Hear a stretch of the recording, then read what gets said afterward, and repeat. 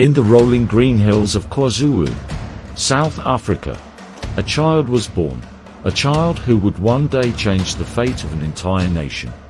His name was Shaka, son of Zulu, a Zulu chief, and Nondi, a woman of strength and pride. But Shaka's birth was seen as shameful. His mother was cast out, and the boy grew up in exile, mocked and hunted. Yet in hardship, Shaka found his fire. Every insult, every wound, became his training. He learned to read the earth, to move like a lion, to strike like a storm.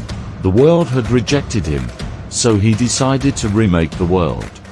As a young man, Shaka joined the Mthethwa army, serving under Chief Dingiswayo, one of the greatest African tacticians of his time. There, Shaka's brilliance began to shine. He reimagined warfare, replaced throwing spears with the deadly short stabbing spear, the Ikwa, designed for close combat.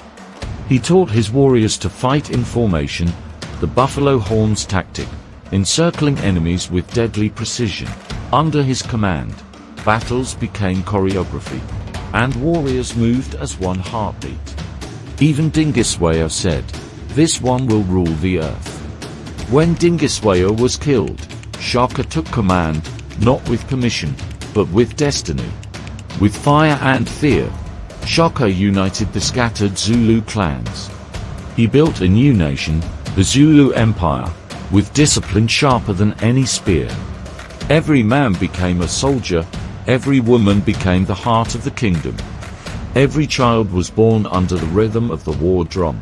He trained his warriors to march barefoot, across thorns and stones, to run for miles without rest, to kill with precision and purpose.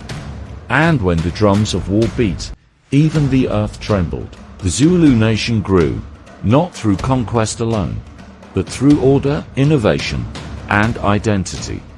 Shaka transformed tribes into a people, and a people into a legend. But power has its shadow. As Shaka's empire grew, so did his loneliness and paranoia. He mourned the death of his mother, Nondi, with grief that tore his soul apart. Some said he lost himself to sorrow. Others said the ancestors called him home. In 1828, Shaka was assassinated by his own brothers. Yet his death did not end his story. The Zulu nation remained strong, feared, and respected. Even the British Empire, with guns and cannons, could never erase the name Shaka Zulu. He was more than a king, he was a storm. He was Africa's unbreakable spirit, voice of the continent, telling Africa's forgotten stories. Stories of kings, queens, warriors, and empires that shaped the world. Subscribe, like, and share. Because the world must remember where power began, Africa, the cradle of greatness.